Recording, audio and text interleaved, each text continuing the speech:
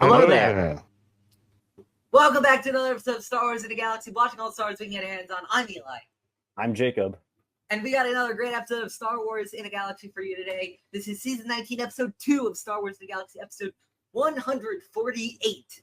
And we are back with more Bad Batch. We watched 2 episodes of the Bad Batch today. Season 3, Episode 4, A Different Approach, and Season 3, Episode 5, The Return. As always, I will remind everybody that, just for clarity's sake, that I have seen the entire Bad Batch season, so I know what is going to happen, and I'm almost certain that our guest that we have on for this episode is the same. Jacob, however, is experiencing all of the Season 3 stuff for the first time now, so Yes. First time. I am trying not to spoil, just give a lot of cryptic hints. I've gotten a lot of puzzle pieces that I'm trying to keep from putting together in my brain. Because Eli, I'll always say something, and I'll be like, "Are you sure about that? Are you sure about that?" You know, I'll say, "Oh, I think this is going to happen." Or we were just talking before this. I said something about, "Oh man, I whatever did happen to a Rampart." Yeah, I was like, And for those of you who know, Rampart. you know what? Yeah, is the I Rampart. wonder. And I was like, "Oh, okay, now we know Rampart is going to have something to do with this." So Yes, I'm very excited though. But before we get into this episode, as I previously mentioned, we do have a guest with us. Somebody who I honestly cannot believe this is their first time on In the Galaxy. And if it isn't, then absolutely correct me on this. But I'm pretty sure it is.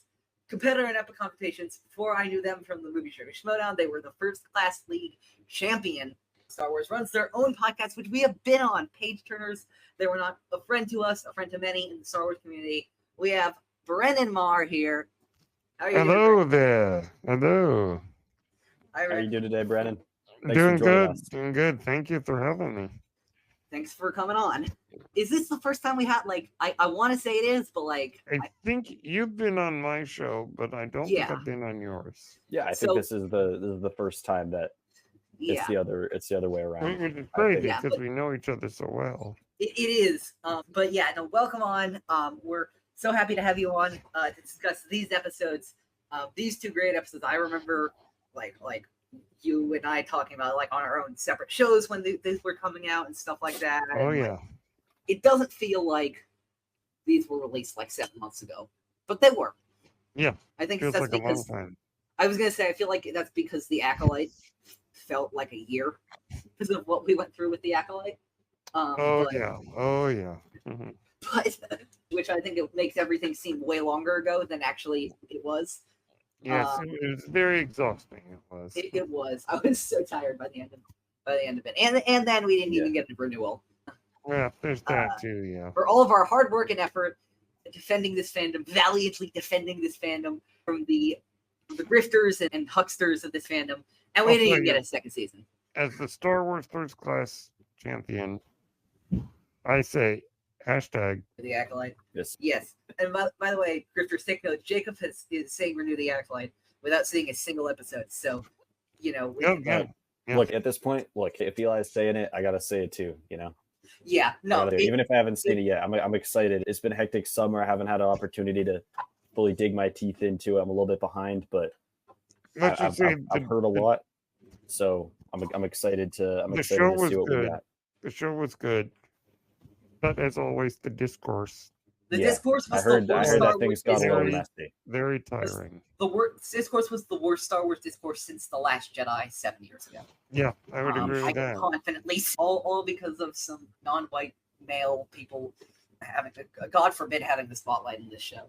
But anyway, enough about that. I want to open by asking what we always ask first-time guests on the show to Brennan, which is, how did you get into Star Wars? And as kind of an extension to that, how did you what was the process like of getting page turners that were not up and joining the podcasting space and doing FCL and stuff like that? Mm-hmm. Well, so I was born in 1985. So after the original trilogy had ended. Star Wars was kind of quiet in the late 80s. I first got into it by watching the original trilogy on VHS, probably in 1990, probably. So I think the first thing I ever saw that mentioned Star Wars was Jim Henson's Muppet Babies. And they did a whole episode where they recreated Star Wars. And I then think I've saw the actually seen movies. that one. Yeah, I was gonna say I'm pretty sure I've seen that. I was a fan it's a of good one. Muppet Babies when I was quite a bit younger, and I remember specifically. I do kind of remember like they play a lot around with archive footage in that. And I remember Very much, a yes. lot of stuff. Yeah. So I saw the movies on VHS. This would have been, the quote unquote original edits. In fact, it's funny, we had Star Wars and Return of the Jedi on. So we had A New Hope and Return of the Jedi on VHS. Empire was taped off the TV Mm. in the old days. So that's how I really first got into it. And then I was always kind of a fan after that. I bought like the Micro Machines and things like that. And then in 1997, at the re-release, that's when I became a full-on, like, hardcore Star Wars nerd. And it's been the same ever since. So Fantastic. you're asking about the podcast. So we mentioned it earlier. The discourse around The Last Jedi was full of anger and vitriol and just ugly. The internet got ugly. When Solo came out in 2018 and didn't do that well, and there was a lot of, yet again, the discourse, I decided it was time to get my voice out there. And I have to give credit to, and I know he's somewhat of a controversial figure, but I have to give credit to John Campea, because he mentioned if you have the tool to do it, just do it. And I thought, well, okay. And I started my podcast. I just started the 7th season. And then, as that was going on, I was a fan of the movie Trivia Schmodown. And I thought, wouldn't it be cool to play in that? Because they had a Star Wars league. Well, then they announced the First Class League. And it was open auditions. And I thought, well, I know a few things about Star Wars. So maybe I'll get involved. So I sent it an audition and they accepted me. And I played in singles, Intergeekdom, and Star Wars. You were, if I recall, the first player to get a win in all 3 divisions. Yes. And Wow. I That's think I only, impressive, man. Impressive. Very impressive. I Yeah. played 6 games. I think I only lost 1 to a very worthy opponent, Maxwell Haddad. Oh, yeah. A good friend. And then, I ended up playing against the owner of the Skull and Villainy Cantina in Hollywood, Yeah. J.C. Reifenberg, and won the championship. Wow. And Amazing. if you might recall, I didn't know I had won. We come out of the speed round, and it's a knockout. It's a KO. And I don't realize that. And they're like, and you're a winner. And I'm like, what? What? And yeah, and that was that. And with the podcast, I built up quite a community. I've got a few followers from the old FCL days. I was hoping FCL would continue. It didn't, unfortunately, but it was fun while it lasted. And I've been doing the podcast ever since. Fantastic. Yeah, no, I remember watching. It's been a long time since I watched that, obviously, because it's been a long time since it happened. But I remember, like, like you like hearing that you KO'd Reifenberg, and I'm like, and I just remember like, I knew this guy was good. I was like, I was expected him to win, but I was like, I did not expect the KO by any stretch of the imagination. Yeah, no, and that was phenomenal. And then, you know, Brennan and I have like talked through a lot of very similar spaces. I think actually really one of the biggest ones, which I've been getting really like more a part of the community of this recently, and I have to shout out because they're great and they're quickly inspiring more and more of what I want to do with this show, which is the great Ken Apsock, Joseph Scrimshaw, and Jennifer Landa. In fact, I was just in LA last week. On Tuesday, I got to hang out with Ken for a little while. Oh, nice. That's very cool. That's very cool. Yeah, it's the second time I met him. I met him at Star Wars Celebration 2 years ago. But yeah, Force Center is really the inspiration. Yeah, as it is for many of us. Yeah, it's and if you're not listening to it, go listen. Please do. Like, it is, they're having important and good conversations about. If you're listening to anybody, listen to Force Center and Star Wars Explained. Yeah, shout out to Star Wars Explained. Alex and Molly Star Wars Explained. The Damons and Knapsack, Scrimshaw, and Landa are like. And I got to meet Alex and Molly 2 years ago. Yeah. So did we. That was really neat. They're good people. We really appreciate them. We love all they're doing for this community. And I know specifically, and Jacob is not aware of most of this discourse. Oh boy. So I'm not going to fill him in on all of it now. I'm just going to say that I know that they've been getting a lot of hate recently from the alt-right grifters. It's always something. And something. When I discovered Molly in particular. Yeah, when I discovered them in 2015, 2016, I don't remember when it was exactly, but it was way before I was on Star Wars Twitter. I like started obsessed with watching them, and they became my heroes very quickly. Mm-hmm. And after now like 2 or 3 recordings with them, nothing has changed, and I'm very proud to say that they are still some of the best people in this space. I agree, and we support them unequivocally. I love their videos. I do. Yeah, and all that they. But going on from that, I think we should start to get into the Bad Batch, a different approach in the return. Jacob and I are going to summarize what goes on in these 2 episodes in a different approach. Omega and Crosshair come out of hyperspace on the ship that they stole from the Empire on Wayland after escaping Mount Tantus because Hemlock let them escape because he learned that he needed to let Omega alive for her blood. After all that, they come out of hyperspace. They have a busted engine or something like that. Their ship's in bad shape after they escape, so they're forced to crash down on the planet Lau. They realize from the ship crash that it's not going to be fixed anytime soon. So their best hope is to go to the nearby spaceport on Lau and get on a shuttle. They try to do that, go into the village, which is under decently tight Imperial occupation. The person at the desk asks for their chain code, and since chain codes may reveal some unwanted details about Crosshair and Omega, Omega tries to ask if there's another way of getting through, and the attendant at the desk calls for the strict price of 30,000 credits.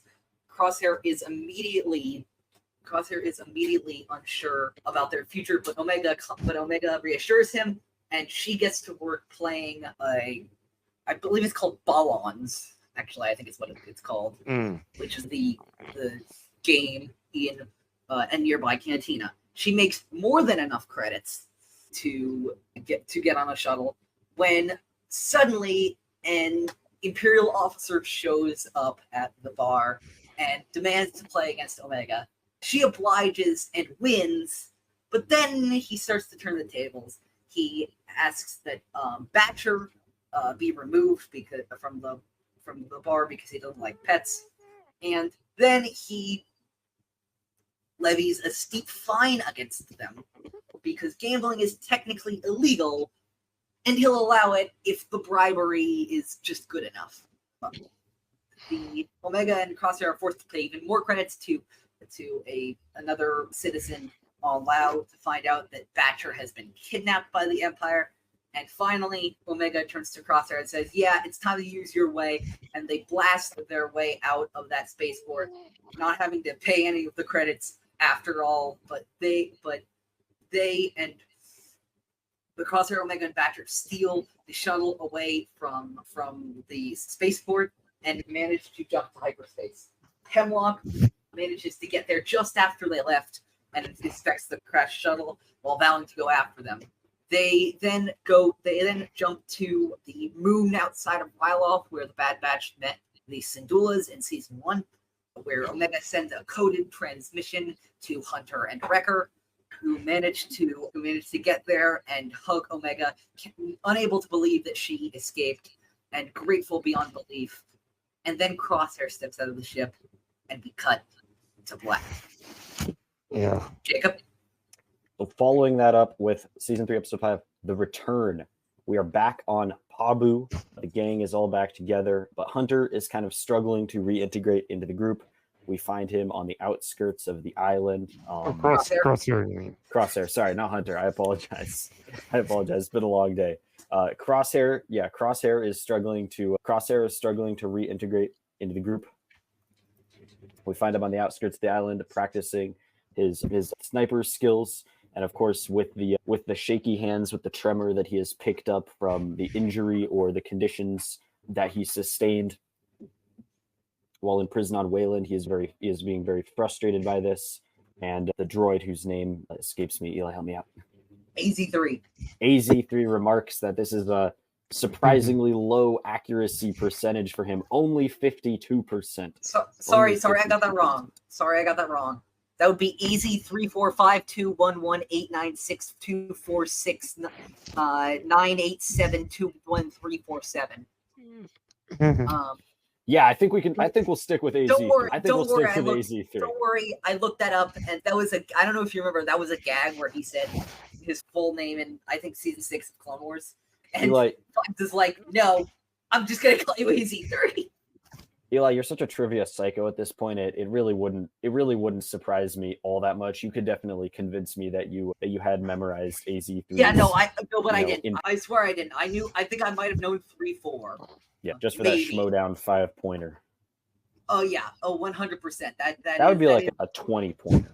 That would be at least a 10-pointer. I wouldn't do that for EC. I don't think a single person would. Some things are even too drastic for me. Yeah. But yeah. Anyway. Yeah. So we're back on Pabu. Crosshair's struggling with his sniping, but they all get together and they discuss what to do with Lama Sue's data pad, which Omega has, because she wants Nalase. Wow, God, dude, I'm 0 for 2 on the names today. Wow, this is concerning. So they have Nalase's data pad, but they can't get the coordinates or any information about the Tantis base on Wayland off of it without plugging it into an Imperial terminal in order to break through the encryption. However, Crosshair says that he knows a place. And they all embark with Echo, and they go back to Barton IV, a place of many memories for Crosshair. So they're in the old Imperial base, abandoned now, on Barton IV. All the power is being diverted to these perimeter sensors, the high-frequency perimeter sensors, and they have to turn these off in order to power on the base and get all the information necessary off the data pad using the encryption. So they do that, and some strange rumblings in the ice, some ominous rumblings that definitely won't mean anything bad later start. Meanwhile, Crosshair goes out to check the perimeter, and Hunter follows him, and they get into it a little bit. Hunter's very upset with Crosshair. He feels like he's still holding out information on him about why he's back, what happened with the Empire. Meanwhile, Crosshair is accusing Hunter of just being mad that he's not the one who helped Omega escape, and he's still feeling a lot of feelings about the message that he sent off of Mount Tantis at the end of season 2 that he felt they ignored. However, they're interrupted by a giant ice worm attacking them. The giant ice worm digs a hole that Hunter falls into. However, the Bad Batch, they all work together to draw the ice worm back outside of the perimeter and reactivate the remote high frequency sensors to keep out the ice worm. And you end the episode with the sun setting on the Barton IV base. with Hunter and Crosshair coming back together to the base and having a little conversation. Crosshair admitting that he knows what the Empire did was wrong, but that at the time he didn't understand. And Hunter says to him, we all failed to understand what was really happening at the time. And that's that episode. Yeah, 2 important and necessary episodes in this season. Whether or not, I feel like whether or not, what you feel about it or anything like that, I feel like we can all acknowledge they're important. I like both of them. I'll just say that. I really like both of them. But yeah, actually, I'll throw to Brennen as our guest. Where do you want to start with a different approach? Well, it's interesting that these 2 episodes are episodes that could be dismissed as filler. Now, what's interesting about them is they don't necessarily contribute much to the overall plot of the season, but they do contribute very much to the characters. Absolutely. These are character development episodes that are absolutely necessary.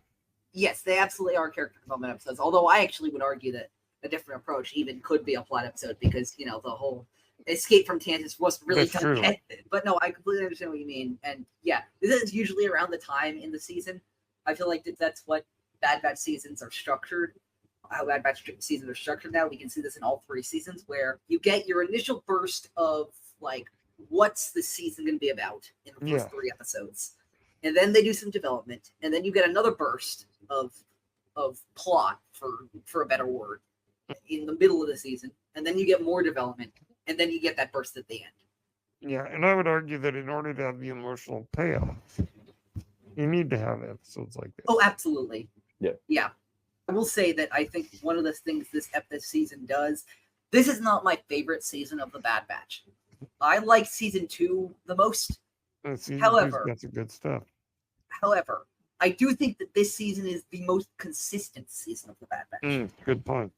I think that there were a few episodes in both of the first seasons where I'm the first 2 seasons where I'm I'm not sure I entirely vibe with this.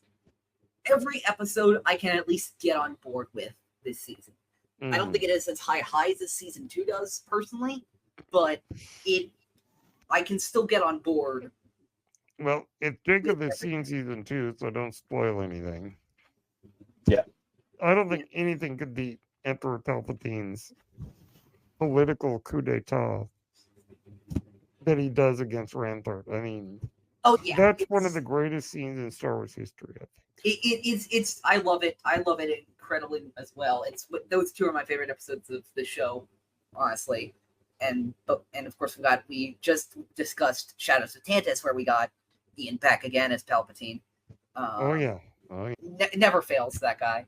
But yeah, I'll just say this first, which is that I forgot we saw very much a lot of the Tantus stuff in this season kind of blends together for me. So I forget in which episode we see what. On that note, I forgot we saw Tantus in this episode. Yes. Good point. Until I watched it, which is really just to tell the audience, and Nalase already knew this, but to tell the audience, clock's a ticking. Your days are numbered, basically, and that she is in more trouble with the Empire than she has ever been. And yes, that somehow includes when they genocided her planet. Yes. So that's threatening. I will say I do love the atmosphere of Lau. I think the design of Lau is very, I described it as Vandor but warmer. I agree. Yeah, I agree. I really liked, the stormtroopers, for example. They had these kind of big, heavy, sort of rigid overcoats on, and a lot of the head coverings, and Crosshair's whole semi-helmet thing, and a lot of the different what the locals were wearing, what the worker at the ticket kiosk, the crazy kind of flying saucer, tire headpiece. I was really struck as well by the creativity of the design. That was just something that stuck out to me as well. You can feel the Empire's boot on this planet. Absolutely, you can. Yeah, absolutely, you can. The oppression. 100%. It's that feeling. It's very Andor in that sense. Yeah, it's that when they're walking around, it's that feeling of you just have to keep your head down and look like you know where you're going, and that you're going to the same place that you do every single day. If you even, look at an officer or look at the wrong building the wrong way, you're going to be in trouble. It definitely had that vibe, and I'm absolutely with you, Brendan. It kind of it gave that Andor feeling of just the Empire just sucking all the oxygen out of just even day-to-day life. Yeah, and everything looks very drab and just mundane. Yeah, but like also that like still that like the culture still bled through. Like no matter how much the Empire tried to suppress it, and that's what they always try to do. And in some ways they succeed, but they can never truly fully succeed. That like you can sense like some of the that the cantina has its own lifestyle that like other than the fine that Captain Man levies later, which we'll talk about, that it doesn't seem that impacted by Imperial presence. Like there is still stuff with culturally that's still managing to keep enduring. Yeah, it very much goes from the basically Mos Eisley Cantina feeling to Andor feeling to Jurassic Park feeling at the end. Yeah, absolutely. The episode is just so much fun it's not necessarily a fun episode, but near the end, when it goes like full on Jurassic Park. Yeah.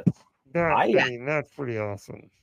I thought this was I had a lot of fun watching this episode. I know that it's, meant to be kind of it's meant to be a pretty, tense kind of episode where they're, escaping the clutches of the Empire time and again by the skin of their teeth. But really and truly, I feel like Omega and Crosshair's, their chemistry and their rapport and their relationship in this episode, it really is delightful. It's full of humor and snark, and there's so legitimately so much history of those two kind of coming to a head. It's really I find it very enjoyable. I will say that right after season 2 ended, I was like, the thing I'm most excited about with season 3, because I know where we were going to get it. I knew we were going to get it in some capacity, was the dynamic between Omega and Crosshair. And I didn't realize at the time how right I was. And like not to pat myself on the back too much or anything, but like seriously, like I love these two because it is the most optimistic member of the batch and the most cynical member of the batch.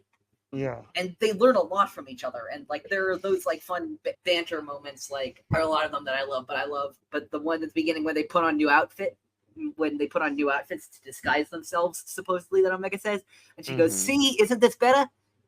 No. Yeah. I think there's so many amazing one-liners like that.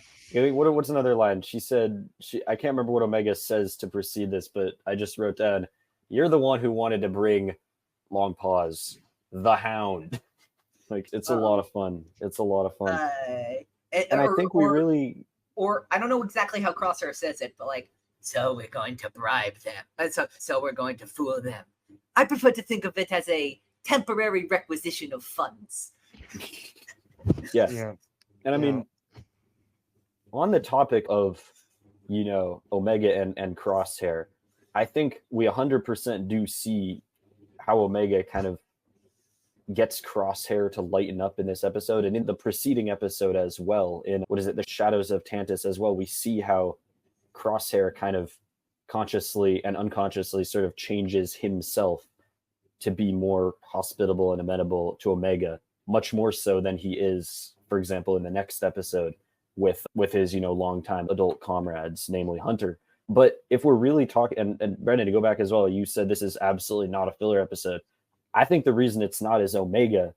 I don't know what you all thought about this. I thought watching this episode, I was like, whoa, Omega, oh my gosh. Like, this is by far the most confident, mature version of Omega that we've ever gotten. That she's saying to Crosshair, "Hey, Jacob, I've got this. Watch and learn." It's the first time of the episode. So far, that's true. And then again, we have all of a sudden, not teasing anything except for I might be teasing something. Yeah, maybe. All of a sudden, we've got Omega the card shark, hustling an Imperial captain in a big burly Trandoshan. I mean, that was pretty cool. Is definitely the things that Thee taught Omega. Yeah. Absolutely, yeah. Are coming off in this episode. And We see the P. Genoa. And unfortunately, as much as I hate to acknowledge it, Sid too. It's true. Yeah. It's true. Unfortunately, I don't like it. I don't like it any more than anybody else. Yeah. Like it, but it's true. I will say that what was I going to say? I can tell Jacob this pretty solidly, and I think this was a great decision because I was worried because, like, you know, like when we all knew at the end of season 2 when they went back to Sid that things weren't going to go well because Sid was a bit slippery. Yeah, definitely. Jacob, Sid is not seen in this season. I like that. She's not seen in this season. Yeah, I believe she gets mentioned once or twice. Yeah, I'm very okay with that. And I'm glad they learned their lessons completely with that one. And now, of course, like Omega's getting great at this game, but then we see what I'm thinking of, like the intersection of what I like the intersection of fascism and capitalism, where, you know, with the attendant at the spaceport, which is, and we see this in Solo as well, actually. You know, which is, you have to be registered with our like biometric scanners that are definitely violations of privacy, or you could have money. Yeah, either one. I mean, look, this is the Empire. Violations of privacy are the least of people's concerns under the Empire. But yes, it is hilariously how quickly she turns when the cash is on the table. Yeah, it is sad, but also extremely predictable, and I mean that in the best way. Yep. Now, one thing I do want to point out on a related note, and I've always liked the design of Crosshair. It's like long face, skinny guy. And so I'm a big fan of the Japanese director Akira Kurosawa. Yes. Who, as many people know, was a big influence on Star Wars. Big time. In The Seven Samurai, which is probably his most famous film, there's a very skinny, long-faced samurai named Kyuzo, who's a great swordsman. And I can't help but think that his look inspired the look of Crosshair. Could very well be. Very long much. face, long body, very skilled with one weapon. Yeah. And interesting, Kyuzo is the name of the species. Of the bounty hunter. Embo. Embo. Yes, Embo. And also of Constable Zuvio. Everybody's favorite overhyped Force Awakens character. Overhyped character, yes. Yeah. Anyhow, I like the look of Crosshair. Yeah, no, Crosshair's, and I will say on the related note, jumping a little bit ahead to the return here, I gotta say, seeing Crosshair in that old armor put a smile on my face. Mm-hmm. And we have to give credit to D. Bradley Baker, is amazing. D. Bradley Baker, of course, is the heart and soul of this whole species, the whole heart and soul of this whole series. But the way, my thing is the way in The Return, jumping ahead a tiny bit, the convincingness of him arguing against himself. Mm-hmm. Because we know that's the same person doing it. Yeah. But it sounds very much like two different people with their own goals and agendas and experiences, and that is, I think, the most impressive D thing out of season 3 so far. Honestly, is him managing to make that squabble between Hunter and Crosshair sound incredibly realistic. Absolutely. Yeah, and of course, D. Bradley Baker and Michelle Ong this episode, the dynamic between Omega and Crosshair, with Omega constantly convincing Crosshair to do things her way, and then Crosshair getting exasperated when things obviously do not go their way because they can't. But he feels like he has to take responsibility for this kid, so he's just forced being like, I hate this. Why am I doing this? Why the hell am I doing this? What am I doing? Why am I doing this? Yeah. And yet he does kind of love it on some level. Like you can tell there's I think I don't want to jump ahead too much, but to me it almost seemed like as soon as he was back with the full crew of the Havoc Marauder, like his voice changes and he becomes more like the cold, hard-edged classic Crosshair. And in this episode, it really seems like working with Omega is changing his demeanor and his outlook a little bit. I really do think that. I was wondering what you guys thought about that. I think he's genuinely starting to care for her. I think that's what it is. I think that he very much, like, because of Imperial philosophy and then because of him integrating himself in the prison, didn't think he really cared for anyone or anything other than himself.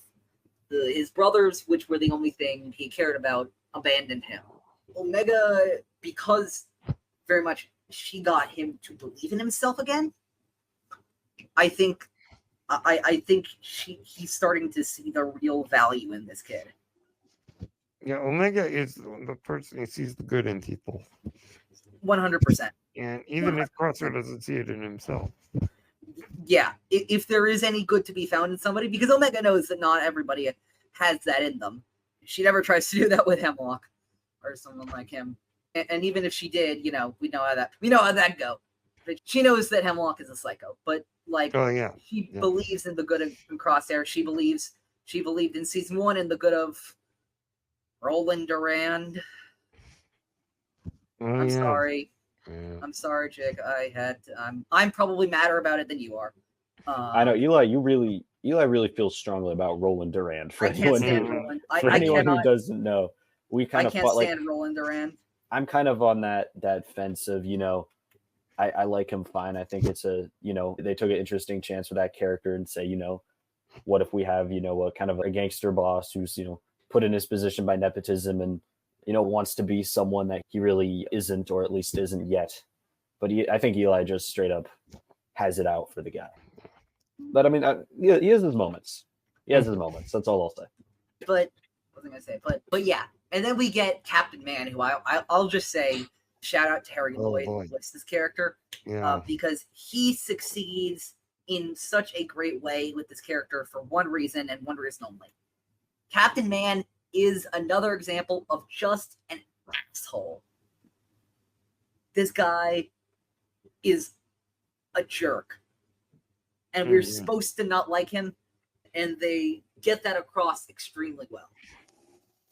Yes, I believe he's eaten by what looks like a Rathtar at the end. It is a Rathtar. I checked. Actually, I thought it was a mini Sarlacc. So that's kind of nice. Okay, Rathtar, yeah. It is indeed a Rathtar, yeah. That's kind of fulfilling. It is very fulfilling. It is very fulfilling. It's pulled into that cage, and you say, hey, don't worry about him. Moment. Yeah, I mean, what's nice about him is I feel like he is kind of emblematic of the maturation of Star Wars animation shows, in that here we have, one of these, traditional Empire Imperial villains. He's got a little bit of that high class, English accent that a lot of them that a lot of them often had, especially in Rebels in the original trilogy. I'm not sure exactly what his accent was supposed to be inspired by. It seemed like it was mixed in some other things this time around. I heard some Irish in there. As an American, my ears aren't trained well enough to determine what accent. But I mean, it was interesting that we go from, for example, also in the Star Wars, we go from having people like Rampart, having people like even back in Rebels, people like Taskmaster Grint and Commandant Oreska, like we have these guys who are just sort of in the same vein of character, but just, cartoonishly over the top. But I think Man is much more, he's very believable, and he's very balanced as a character. And you kind of see like, okay, this is a real example of, this is a much more believable example of someone who is just kind of abusing his power to walk over, those under him and make a lot of money for himself, and still an asshole man in the process, and still an asshole, but a more believable asshole than Grint just like running around like knocking over fruit stands for no reason, or Rampart just dropping the most outrageous one-liners you've ever heard for no, what I mean? So like I appreciated as well what Man brought to the episode. It was interesting. Man is enjoying what he's doing. I remember I heard a sermon one time in church that a guy who was watching out the window of an apartment and saw a traffic cop out there stopping traffic and stuff. And almost like he seemed to enjoy being able to stop people. That's what man feels like. He feels like the guy he enjoys his ability to toy with people. Yeah, absolutely. He enjoys what he's doing. Yes, he does. He enjoys taking bribes and things like that. Yeah, and that's the other thing. Like the amount of bribery in this episode, I think, is incredibly indicative of the commentary on the Empire, which is, which is that the rules are there and they can be enforced as much or as little as the people in power want them to be. Mm-hmm. Yeah. There is no real standard. The standard is what the people in charge feel like. Yeah. And who the people in charge are can change really whenever the real higher-ups want them to. Yeah. Yeah. Also, I feel like no kid, we have the kid asking Omega straight up for, was it 10,000 or 5,000 credits? I was like, what is this, Monopoly money? Like, no kid is asking for 10,000 credits, dollars. I don't know what the exchange rate is off the bat. If there's not a definite culture of bribery from bottom to top on that planet, which is a very Imperial thing. I thought you were going to say, no kid is asking for that money at all. I'm like, credits don't mean anything in Star Wars. Like, things like credits, I feel like, are like hyperspace in Star Wars. They matter as much as the story needs them to matter. Yeah. It's definitely it's one of the big suspend disbelief moments, is that every credits always seem to mean something different in relation to what their value and what they mean to people. It varies so wildly. The value in the story was they needed 5,000 credits because 5,000 credits was the exact difference from where they were at after the fine to where they needed to be to board the thing. That's why it was 5,000. That's the only reason. It's because the story needed it to be. Yeah, which I'm totally fine with. Yeah, that's true. And then of course they take the dog, which is a no. I was gonna say, like there are a lot of people, and honestly, I'm becoming that with Batcher. There are a lot of people that are like, okay, that's on site now. They're on site, they're dead now. Like they're getting rid of the dog. Nope, not putting up with these jerks anymore. Yeah, and then, but I also love because Crosshair presents the opportunity, and Omega has presented this opportunity by Crosshair over and over again, and I don't think Crosshair is entirely wrong to do this, but he wants to get the two of them to safety. He's like, look, what happens to the dog is going to be what happens to the dog. But Omega is so insistent. She is constantly so insistent. No, we don't leave him behind. Showing this, again, radical empathy for this dog. We don't leave her behind. That's not what we do. And I think that, as we've talked about many times, it's one of those defining things that sets Omega apart. Is this, again, this radical empathy. And of course Crosshair gets to have his moment as well with the Lurker Hound, with Batcher, when he decides to go and rescue Batcher. So do either of you have anything else to say about this episode before we get to what I'm calling the Menagerie? I got nothing. No. Until we get to the Jurassic Park segment of this. No, I don't think so. I think. Yeah. I mean, so far this is a tremendous episode.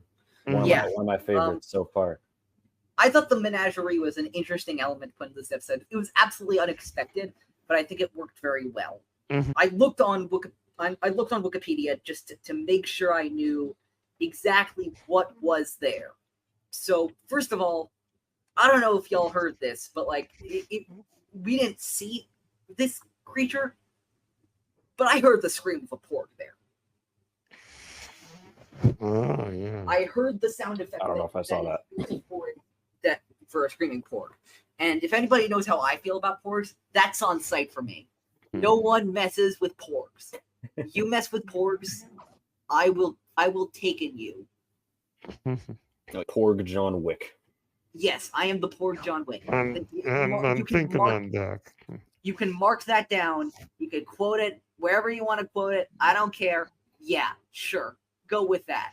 But Jacob or Brennan, I don't know if y'all saw the other creatures there. There was one creature that really delighted me to see.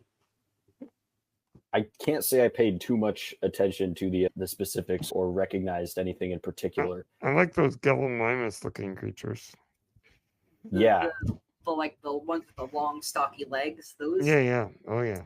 We've seen those before. Have we? We've seen those before, and I remember looking this up when the episode came out. We see this, in my opinion, one of the greatest episodes of Star Wars: The Clone Wars ever. Mm-hmm. Jacob, you're gonna hate me. I'm thinking. A Sunny Day Void. Is that? I know they're familiar. Is that really what it is? Tell me. Say the name of the creature one more time. Let me. Well, the creature are called Void Runners. Void Runners. And they're from the episode of Sunny Day in the Void. You mentioned the Forbidden episodes. Oh. I don't know what you're talking about. I love those episodes. He is right. He is right. I looked it up. I won't give you my thoughts on those episodes. Then that's totally fine. I will just say personally, I love those episodes, but I'm just imagining because you know those creatures had to be captured from Abafar. That's the only place we've seen them so far. So I'm just imagining some Imperial officer walking around that planet doing their own version of A Sunny Day in the Void just to find these damn creatures. That's an episode waiting to happen. Let's see that. Yeah, those the Void Striders. I think seeing the pit droid, I'm forgetting his name. It's been so long since I've watched them. Seeing Whack 47 ride a Void Strider, I have a lot of critiques of those episodes, but definitely a highlight for the ages. Oh yeah, absolutely. Whack's a goat. I love Whack. This is a Whack safe space. I want to make that perfectly clear. Whack. We acknowledge that Whack is godly. There's also apparently Nunas in the Menagerie, which I only know because their legs are considered delicacy on some planets. Jacob, are you thinking the line I'm thinking of? I'm not sure that I am right now. Yeah, it's on Frita. You're right, Brennan. Yeah, on Frita. When he goes, fried Nuna leg, delicious, in TCW. Great stuff. Yeah, I gotta love that episode.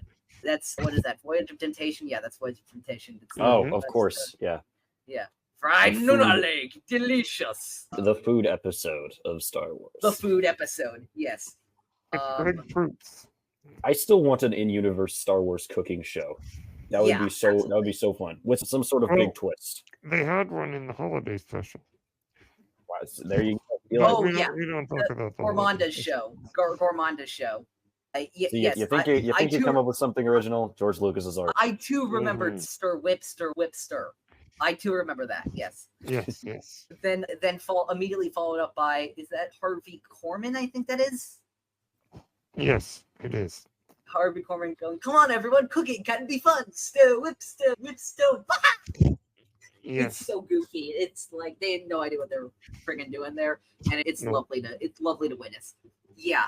But yeah, there is a Rathtar there, which does devour Captain Man. Which, don't mess with Rathars. I mean, obviously we first saw that in Force Awakens. But yeah. I didn't realize that it was a Rathtar. I thought it was the other one of the many giant Star Wars tentacled beasts. I thought it looked a lot like the creature from the Kadavo arc of the Clone Wars when Anakin fights this creature on the ship. I remember I was just looking up this creature for Epic Confrontation. It's like the giant kind of snail Nautilus sea creature looking one. Yeah, the Blixus. It is not. So it is not. I thought it was the Blixus, but evidently it is not the Blixus. Unfortunately, it is unfortunately not the Blixus. I guess the Rathtar is equally terrifying, if not more. No, I thought it was a mini Sarlacc at first, and I had to look, and I'm like, oh no, it's a Rathtar. Which fun reference. I always love especially with just to raise the middle finger to the the sequels are getting decanonized people. I always love when something introduced in the sequels get like when we see an Aki in Obi-Wan Kenobi or something like that. Like just a small thing like that. Like that Rathtars obviously exist now. It wasn't like they like the first time they existed was when Han and Chewie were transporting them to King Prana in Force Awakens. Yeah. But yeah, so the Menagerie and actually the Menagerie I will say is one of my favorite pieces of commentary in this episode because it is the subtler nod to like the banal evil of the Empire. You know, they captured a bunch all of those animals species. locked up for no reason. They captured all those creatures. They took them away from their natural environments with no care, with no consideration. Yeah, they know what they did, and this is very much like a liberation of those, of course, for the distraction against the Empire, which I think is very gratifying. Yeah, what was I going to say? Yeah, I do love that immediately they realize that the next ship they're getting on is going to be tracked. Like the shuttle they're going to be on is going to be tracked. I feel like there should just be like a manual for all Star Wars characters. Your ship will be tracked if you're not careful. And frankly, even if you are, your ship will be tracked. Yeah. And then what did you both think about actually going back to the moon outside of Ryloth? I love that. Yeah, which I thought it was. I remember seeing it. I'm like, oh, that's really smart. I didn't think of that. I didn't think about that, but that's a really good idea for Omega. Like, oh yeah, we should meet them there. Nobody else is there. Nothing's really there. No one would have any reason to go there, but it's habitable. We can breathe there for a little while. So yeah, and then actually, Jacob, I want you to lead with this part because I want to know how you first reacted to seeing this. What do you think of the reunion specifically between, don't include Crosshair yet, between Hunter and Wrecker and Omega? Big reunion, man. I mean, this. We knew it was going to happen. We knew what it was going to be. My first reaction, to be totally honest with you, I was a little bit disappointed when I realized what we were heading towards, simply because in the last two episodes, in Shadows of Tantus and especially in A Different Approach, I really enjoyed watching Crosshair and Omega work together. I thought that it opened up seeing those two kind of in isolation, seeing them go through all the trials and tribulations that they did and have a little bit of fun while they're at it. I think that it just opened up a new dynamic and a new dimension for the show and for those two characters. And quite frankly, I would have liked to see that take longer. I don't know what the rest of the season has in store, so I can't say for sure, whether I agree with the decision to have the reunion and the escape play out the way it did. But so far, I was like, man, I wouldn't have complained if we got a couple more episodes of, Crosshair and Omega, learning about each other, learning about themselves, going through some different situations. Not at all. I wouldn't have minded that. That being said, it was the payoff that we expected. It was beautiful. It was emotionally laden. I think just everything that this team, this family has been through over the past two seasons, just seeing Hunter, Wrecker, and Omega get reunited, it was an emotional high for sure. And yeah, I really enjoyed it. And then at the end, obviously, we get the wait. I know we're not going to get there yet, but like that's really the cherry on top of like, you're like, yay, everything's good. Oh shit, what's gonna happen? That next level of I will say, just like when Omega's hugging, I think it's Wrecker, and we get that full blare for the first time this season of Omega's theme. Dun, dun, dun, dun, dun, dun, dun, dun, dun. I'm like, oh my god, I'm gonna cry. Omega's theme is amazing. Yeah, it's great. I think I mentioned this on the show before. What I love about it is it starts the exact same way as Boba Fett's theme from the Book of Boba Fett. Oh yeah. Which makes sense if you consider that they're kind of the same person. Yeah, I mean, we got to say that the Kiner family, the scores here, they fit right in with the classic themes. Yeah, they do. They're the Kiners. We talked about this last episode, but I'm sure we'll talk about it in futures. Always nail it. They always nail it. Whatever the next Star Wars animated show is going to be, they need to be on it. And I'm excited to see more from them.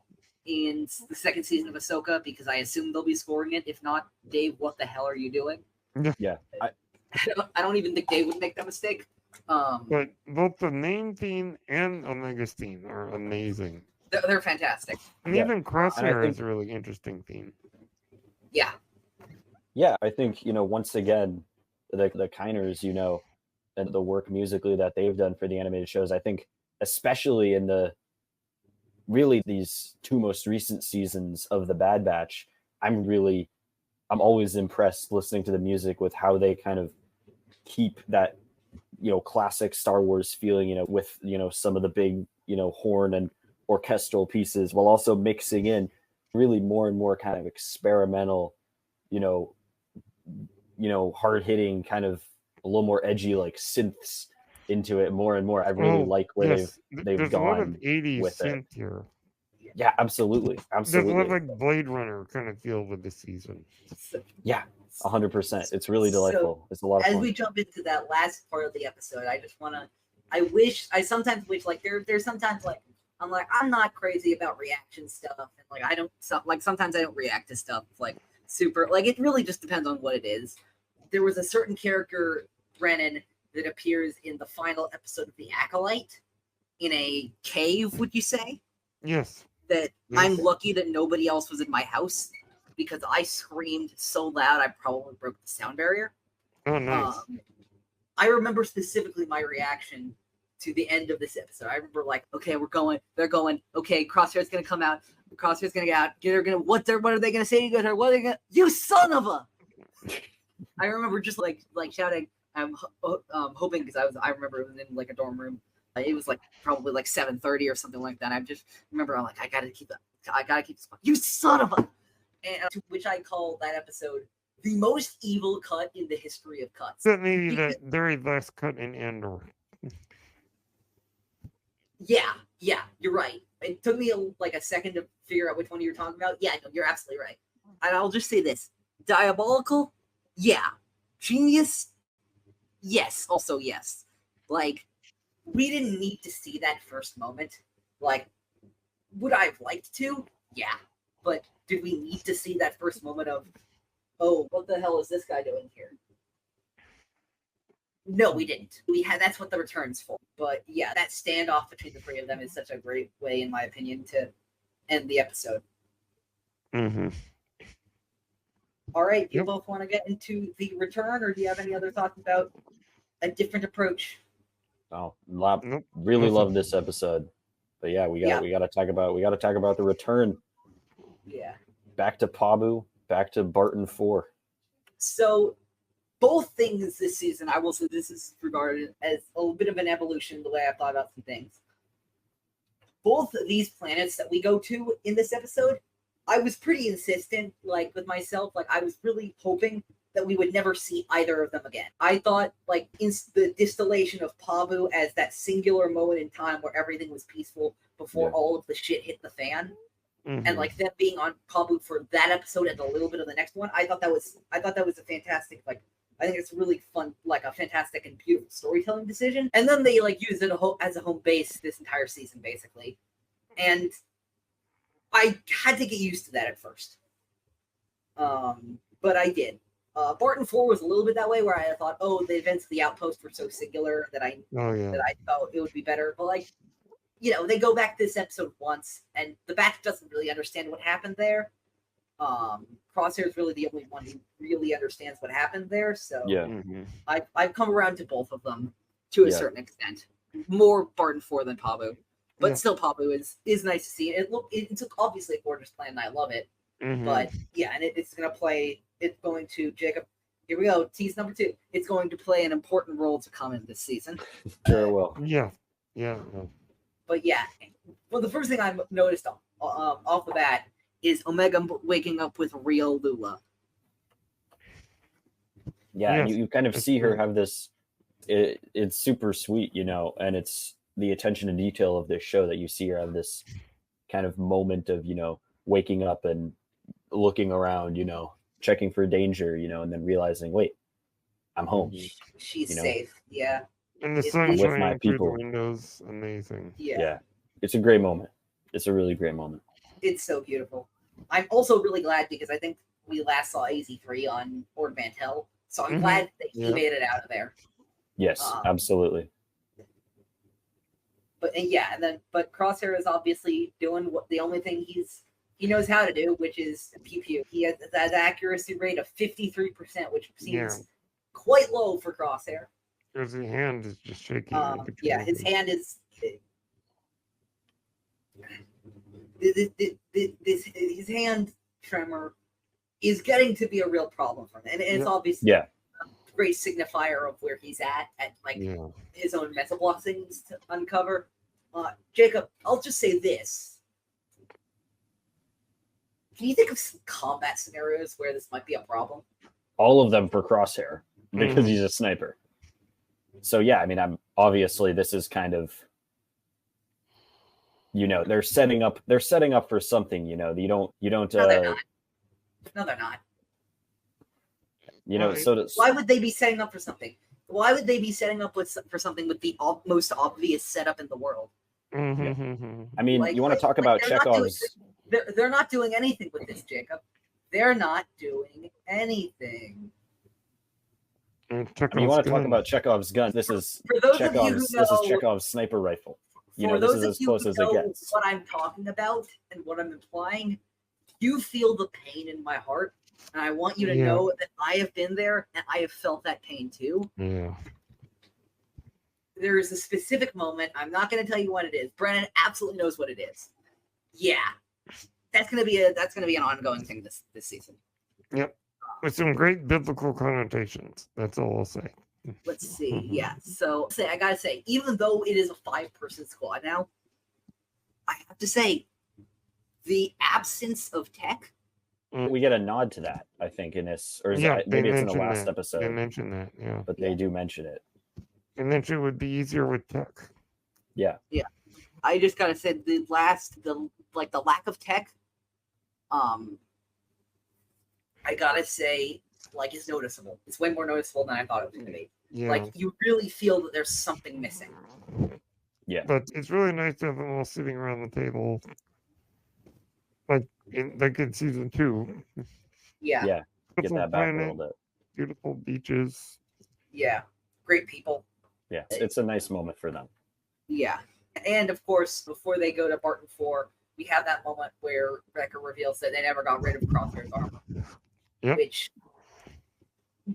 of course, this episode is a lot about the relationship between Crosshair and Hunter, and by proxy, the relationship with Crosshair and the Bad Batch in general. Mm-hmm. And what I appreciate about this episode is how nuanced it is. Nothing is solved completely in this episode. It's not like Crosshair gets back and they're all suddenly best friends. There's hurt feelings on both sides. Oh, yeah. And they're going to, and they acknowledge that. And they're having some difficulties in this episode. But I do believe in their heart of hearts, they still love each other. Yep. And they're still brothers. And we get the return of Echo, which is really nice. Absolutely. Yeah. Love having Echo back. He kind of becomes the voice of reason in this episode, with Crosshair and those guys, just kind of going at it. Yeah. So they're very much in the tradition of the Mandalorian. They have to go to the planet to get some information that will then lead to the next part of the story. Yeah, absolutely. You could, if you personified Nala Se's data pad, you can almost go, I'd be happy to tell you this information, Omega, but first, in the very Mandalorian sense of it, yeah, I absolutely see that. Yeah. And of course, that initial thing where Crosshair walks out in his old armor and Wrecker goes, hey, it does fit.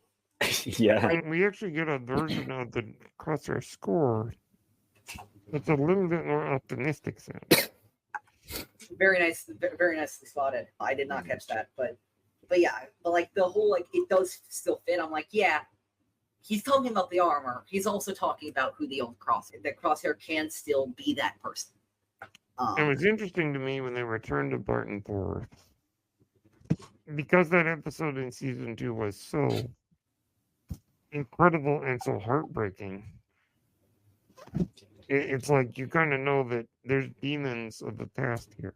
Yeah, 100%.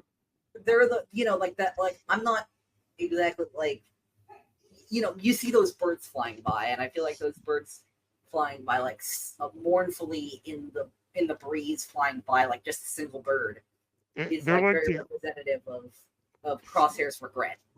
the bird is the opposite of Morai, the one that signifies Ahsoka. Yeah. Whereas Morai is hopeful, these birds not so much. Yeah, these birds are more desolate in tone.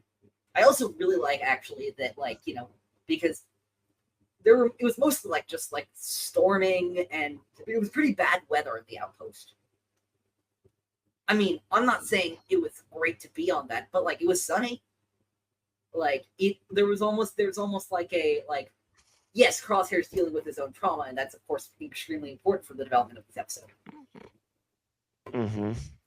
But it's not as harsh weather because the Empire's gone. Yeah. The traumatic stuff, even though he has to deal with it, is over. And now he has to clean up what remains. Yeah. And as I said before with D, like, you can really feel the hurt with Crosshair. Absolutely, yeah. And Hunter. And I think my favorite line of this episode, I think, really is that when Omega says, I said talk to him, not argue with him. And Crosshair goes, he started it. Where, like, you get the, like the whole, like, Omega plays the I'm older than you card, technically, earlier in this episode. But I feel like you can see that this episode. Like, they're acting like children. Mm-hmm. I'm not saying it's not over, like, serious issues, but they're all being very childish about it. Mm-hmm. Now, what's interesting to note, so we have an ice worm. Yeah. This episode came out a week and a half before Dune Part 2. I do remember that, yes. Yeah. So there definitely the back-to-back ice worm and sandworm. Yeah. No, I remember people talking about that a lot. I do appreciate that this episode, jumping a little bit ahead, that they used the medieval spelling of worm. Mm-hmm. Yeah. WYRM. I think that's a very nice touch in the subtitles. It's interesting. So we have Hunter and Crosshair fighting constantly. And then, as it often happens, very much in the way that it happened to Zeb and Agent Kellis, something bad happens and then they have to work together. And then when they emerge, they have very different feelings. This is the, they go to the Joseph Campbell Hero with 1,000 Faces. This is the belly of the whale. This is the trash compactor in the original film. And they go in not liking each other, but emerge more united. They do, yeah. And that's really cool. And also this is a great character development episode. Not necessarily heavy on plot for the overall season, but very important to the development of these characters. Yeah, and I also really like this because we know what the Outpost meant for Crosshair's arc. Yeah. But I think this is the first episode where Crosshair realizes what that meant for Crosshair. Yeah. That moment where he picks up Mayday's helmet, which almost had me sobbing because of what happened in that brutal episode. And that's a really interesting thing because obviously we know what happened. Crosshair knows what happened. But it's interesting that the Bad Batch doesn't know what happens, which is like my reminder myself that despite being the main characters, they indeed have not seen every episode of their show. There are a few episodes that they have not seen. Yeah. I kind of wish you're kind of wishing for Crosshair to be more open in this episode and really explain. But in true Crosshair fashion, he doesn't. And I don't know, Hunter doesn't make that any easier in this episode. Like, I'm normally a pretty big Hunter fan. I was like, look, he has a lot of reasons to do so, but he definitely wasn't on his best behavior in this episode. That's the other thing, actually, that I think is really interesting about this episode is that while Crosshair is not like being as open as he should be, there is that moment, and I love this, and this is, of course, as the tension is building above ground, of course, the tension is building below ground with the worms starting to come out. So, like, literally, as their argument is exploding, the ground is literally exploding under them. Nice visual metaphor, Bad Batch. she went through what she did because you failed. Yeah. Like, do I think that's Crosshair trying to pass the buck to Hunter to a certain extent? Like, is it him sort of trying to what about Hunter? Sure. A little bit. It's also not wrong. Like, yeah. Like that Hunter viewed himself as Omega's prime guardian, as her prime protector. And the minute anybody got in the way of that, between what he believed was a singular relationship between him and Omega, he felt threatened. And I think that there's part of this arc, the part of the arc of the season, I feel like, is him accepting the influence that Crosshair has on Omega, as well as the influence he has on Omega. Because she can't have both at the same time. She obviously can. So I think that's a really nice touch. And then they face the worm for the rest of the episode, which is fun. Obviously, this line was featured, I remember, in the season 3 trailer. But Wrecker's, why is there always a huge monster? Nice meta commentary right there. Mm-hmm. That is one thing about this episode. There always has to be a huge monster. That part was a little bit less compelling to me. But yeah, but it was really about Hunter and Crosshair. It wasn't really about the WYRM worm, the ice worm. You're absolutely right about that. I think it's it. But yeah, and I gotta say, like, seeing Crosshair fight with the Batch again is really satisfying. Like, even one of those, like, that first moment where he and Hunter are running and he yells 3 o'clock to Hunter. Like, you're starting to remember the good old days. You're starting to remember the arc in season 7. You're starting to remember the beginning of season 1 before all this stuff came between them. You're starting to remember how this A-team functioned when they could function. Speaking of when they could function, actually, I just remembered this, which is, I don't know if you saw this, Brennan. Did you see that new Bad Batch comic? No, I didn't. So there was a new Bad Batch comic announced, I'd say a few days ago, written by Michael Morisi, frequent Star Wars writer. He is writing a Bad Batch comic, like, mini-series, I think like 4 issues or something, like, that's taking place like during the Clone Wars, pre the arc, where I think the Bad Batch have to root out some like separate spies or something like that, which is very cool. Along with that book that got randomly dropped the other day. Mm-hmm. Yeah, I don't know if you know this. Star Wars just randomly dropped an audiobook. Really? Yeah, written by Brian Q. Miller, I believe, is the author's name. It takes place. It's like a few years after Phantom Menace. Okay. Padawan Pride. And it's just an audiobook, or is it a? Right now, it's just an audiobook. Wow, interesting. Is that the first time they've done it? No, Duke Jaya Lost. Okay, yeah. And Tempest Runner in the High Republic, but I think it will probably release it. Like, the transcript will probably release at some point. Yeah, 100% will. But yeah, those were cool, like, little reveals to get the other day. Yeah, and then, of course, before we get to the last thing that Hunter tells Crosshair at the end of the episode, anything either of you have for the end of this episode? No, I think this is a pretty good episode. I think, once again, what actually happens in the episode, the A plot is less important and less relevant than, like you said, Brennan, what does this do for the characters and what does this mean for the Marauder crew, the Bad Batch? Mm-hmm. Mm-hmm. So I definitely think that it's kind of those little in-between moments, those little back and forth, those little dialogues that really make this episode what it is. Mm-hmm. Yeah. And then, of course, we get that, like, final, like, bit, which I love, from Hunter, where he's starting to understand, I have regrets too, Crosshair. All we can do is keep trying to be better. Mm-hmm. And which is a great thematic statement. It's just, a great quote just generally. And I think that is a good trajectory. Again, Jacob, not to spoil so much, but, like, the good trajectory of where we're going this season, which is 100%. Crosshair learning how to make those better decisions. Mm-hmm. Yeah, absolutely. And how to believe in himself so that he can do that. Yeah. Any other thoughts, or should we get to our first time Q&A? Let's do it. Right here. Let's do it. All right. Let me pull up the. Let me pull it up. Actually, I don't. Go right ahead. We have I a don't list. have that pulled up. We have a list of questions that we ask to our first-time guests. These are I will actually ask because I asked the first one anyway. So, Brennan, who is your favorite Star Wars character and why? Palpatine. Because I don't think he is such a Machiavellian villain. He's got everything figured out and he's pulling the strings like a puppet master. And he just plans within plans. He's got backup plans in case things go wrong. Yeah, he's got like backup plans. A, B, C, D, E, F, G. Yeah. And it just that Ian McDermott in particular brings such a scene chewing over the top villainy.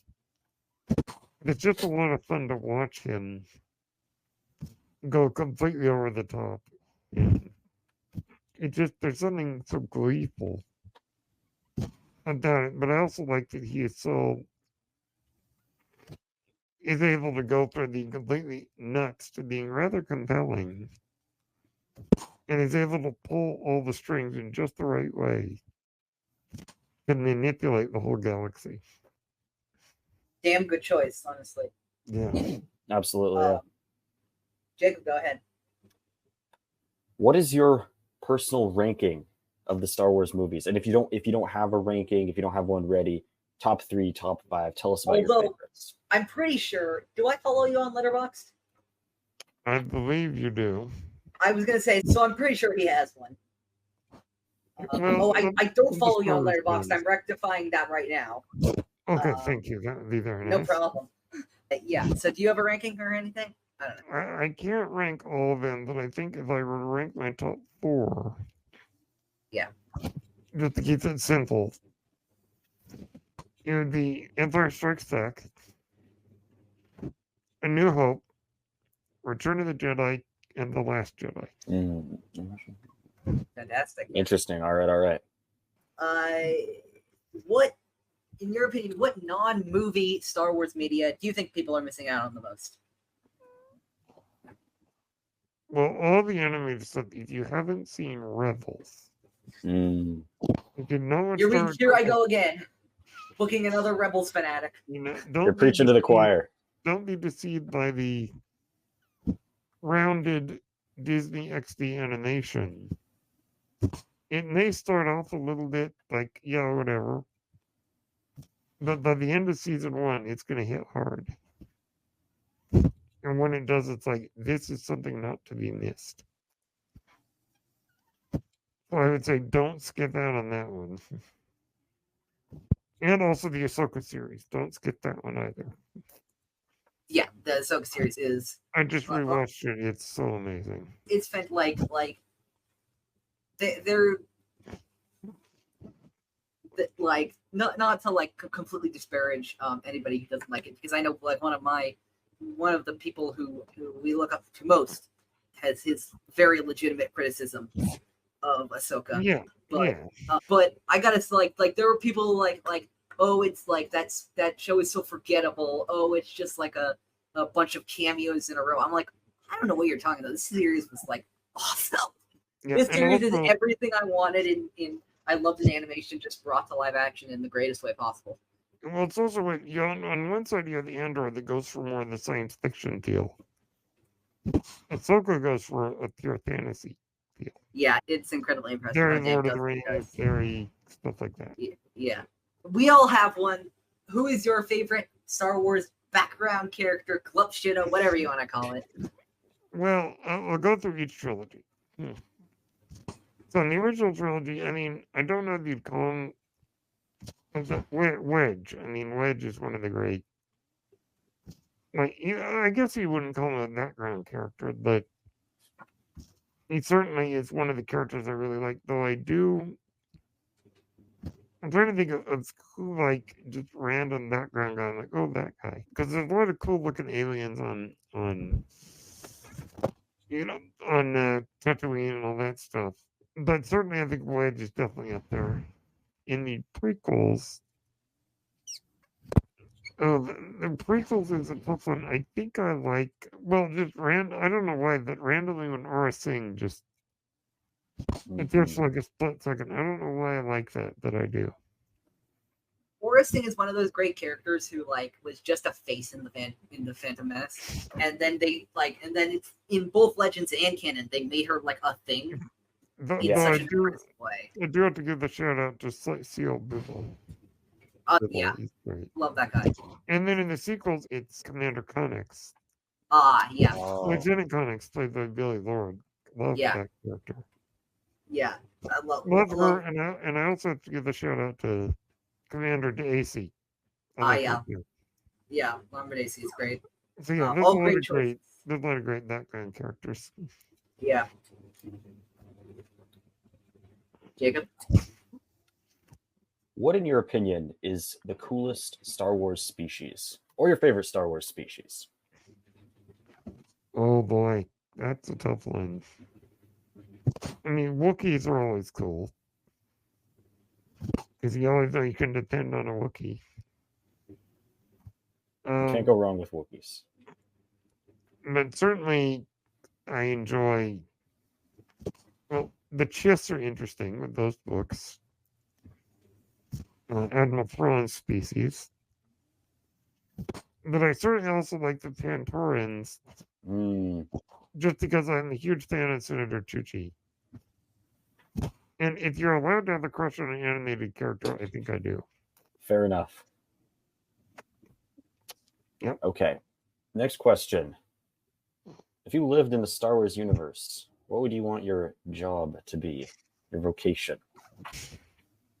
I think I'd probably just be a Star Wars podcaster in the Star Wars universe. Fair enough. Fair enough. You know, having my own, maybe living on a nice little house on Naboo in Lake Country. If it were to get cold and rainy, I'd go have a small house on Tatooine.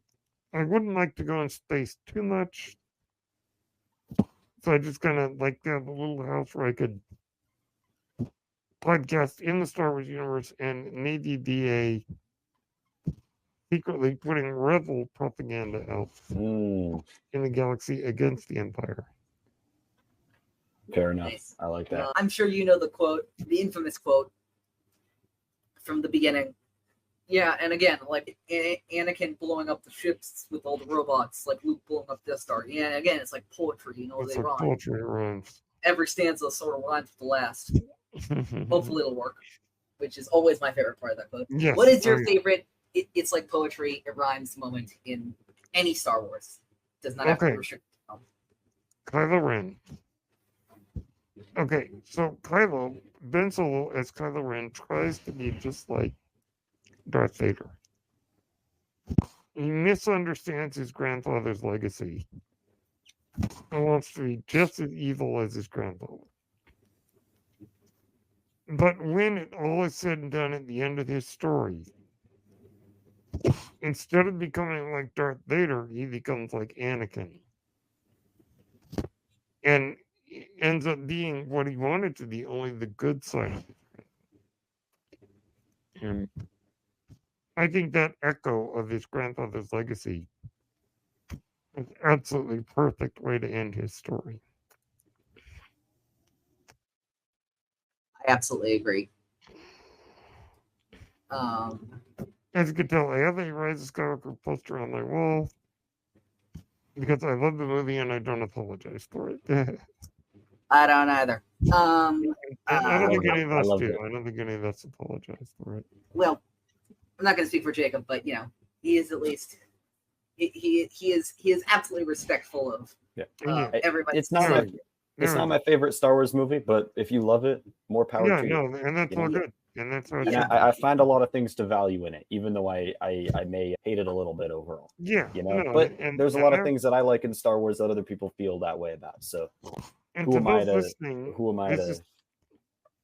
And to those listening, this is how to have a proper Star Wars conversation. Yep. You and I, we've been perfecting the love of the player, hate the game for years on this, you know. Don't ask us to talk about Darth Maul. We'll say that much. I will just say, and I know like there's a specific Star Wars thing that I know Brennan and I have very different opinions on, specifically that we're about to cover on the show, and it is going to be an ultimate exercise in my restraint, because I don't hate this thing that we're going to be covering in the next season of In a Galaxy, but it's not my favorite. And I'm acting like, if you want to come back for it, I think we might have space, honestly, just because it's going to be a longer season. It is a certain show that caused a certain amount of tension in the Star Wars fandom. Which one hasn't? Yeah, I know, but this one specifically, not Acolyte, the other one that begins with an A. Yeah, so we're gonna get. Are you talking Ahsoka or Andor? I'm talking Andor. Interesting. Yeah. You're not a fan of it? It's not my thing. No, I got you. It's not what I'm looking for in Star Wars. Personally, I think I can understand that. I think I can understand. Yeah, that's fair. I'm not going to say it's bad. It's not bad. Yeah, but I think it's utterly fantastic. But yeah, as far as what we kind of like about Star Wars, it doesn't really have any of that. Yeah. Sabers, there's no Jedi. Yeah, that's my thing. It's like, yeah, But, Jacob, next question, if you would. Next question.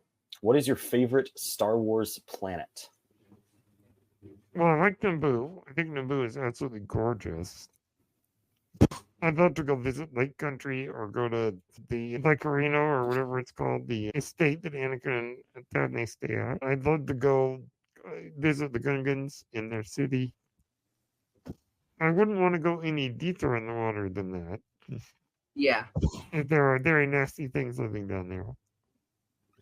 I'd go to Theed and go to all the museums and look at the waterfalls, and I love that planet. And I love the world building of that world that we got in the Phantom Menace. It's really great. I agree. I'd love to live on Coruscant, not all the time, but maybe have a little apartment in one of the skyscrapers. And then Tatooine I like because I like warm weather. But maybe Tatooine would be too hot for me. I don't know. Yeah. Yeah, so I like those three planets. Yeah. Jacob? All right. If you could take one item or force ability from Star Wars into your real life. Wow. Well, I mean, being handicapped, it would be nice to be able to force pull things. So if I wanted to grab something, I could just pick it up with my mind. That would be a very good one. It'd be very nice, yes. I think mine also is telekinesis. My answer for this is also telekinesis. It's just a practical standpoint. Just with, like, the number of times I have stretched out to get something and it's just not close enough, you know? Yeah, that's what I'd like. And your hands tense up and you pretend that you can do it and then you can't do it. Mm-hmm. Yeah. And Jacob, actually, no, this is me. One final question, which is we have a little question on the show that we asked all our guests. Kind of our running bit on this show. Mm-hmm. I'm going to show you a character. All you need to do is tell me how you pronounce the name of this character. That's all you need to do. Okay. All right. Zam Wessel. Yeah, you and most everybody else. And you're right. A few people have pronounced it Wizel. I may be about to hop on a live stream celebrating one of those people when this is done. I don't know. Happy birthday, Devore. You're still wrong. But yeah. So yeah, thanks for agreeing with the wide majority who believes in Sam Wessel instead of Sam Wizel. I technically lied. We have one more question for you, of course, which is, where can we find everything you do, Brennan? All right. Well, you can find me on X at Brennen Mystical. You can find me on Threads and Instagram at Brennen Blue. You can also find my X channel through my podcast, which is Page Turners _ pod. You can find me at Page Turners They Were Not, my Star Wars podcast. Page Turners They Were Not can be found on YouTube. Apple Podcasts, and Spotify. All right, great. No, thanks so much for Brennen Marr for being on this episode. You're welcome. That's going to be it for this episode of Star Wars and the Galaxy. Next week, we're going back. I mean, we're trudging along. Bad Batch Season 3, Episodes 6, 7, and 8. Infiltration, Extraction, and Bad Territory next week. I'm very excited to get into that. In the meantime, you can follow us everywhere at In a Galaxy Pod. You can follow me everywhere by going to my link tree, linktr.ee/_OchiFan327. I'm not sure if the latest episode of Epic Confrontations is going to be out by the time. We've had some difficulties. There's a cutscene I need to record, and I'm still working on getting out there. But it'll be out soon. We had a lot of fun doing that. I'm looking forward to seeing Brandon come back eventually when we can figure out when. Oh yeah, I'm ready. When the schedules work out. Brandon obviously had that great match against our good friend, the Dark Jedi. It was a close one. It was a close one. A rarity for Jared, but yeah, it was a close one.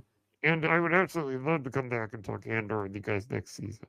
Absolutely, and we'll absolutely contact you we will have spots open. We're going to be doing only one episode because of the lengths per episode, so we'll absolutely have a spot. I have not had you guys on my show in 3 years, so I think we need to rectify that. Yeah, I think we do. Absolutely, we'd love to come back on. I'll reach out to you soon. Yeah, absolutely. But yeah, that's going to be it for this episode. I'll also actually just give this teaser. I'll give a few teasers, actually. Can I give one teaser really quick? Okay, go ahead. Yeah, go ahead. Wednesday night, I'll be doing an early birthday celebration on my podcast. Yes, I remember. Live stream on Wednesday night, so if anybody listening is interested.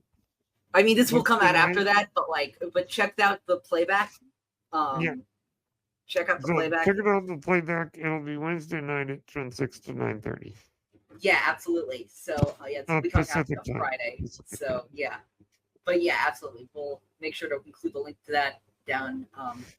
I will make some teases for myself. First of all, I'm not sure what it's going to be. They're still planning it. But in the month of October, our good friends over at the Bomb Bad Cast do an annual creepypasta Star Wars stream. Ooh.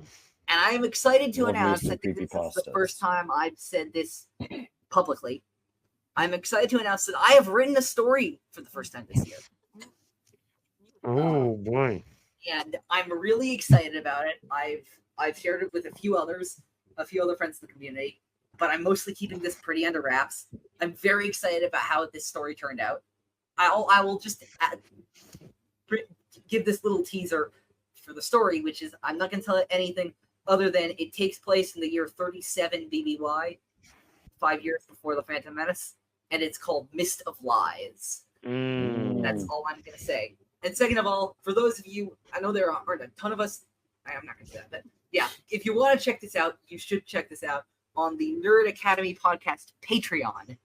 Jared and Spencer do their Knights of the Nerd Republic versus series, and I know I'm going to be hosting some episodes very soon, which I always love doing. Jared's having me on to do some good matches, including one involving one of the greatest Jedi of all time, Mr. Keller and Beck. So I'm very excited about that. The sabered hand himself. I'm excited about analyzing the lightsaber skills of the sabered hand. So keep a watch out for that. There's another match I'm going to be doing with Jared. I'm forgetting. Oh yeah, keep an eye out for a match I'm going to be doing with Jared, inspired by the events of the lovely show that we unfortunately got and also lost this year. Yeah, I'm not gonna say too much for spoilers for Jacob, but yes, the Stranger will be one of those characters in the match. Whoever the Stranger is, you're gonna have to figure that out. But anyway, that's gonna be it for this episode of Star Wars and Galaxy. And I think until next time, all I have to say is, may this force be with you. Always. Always.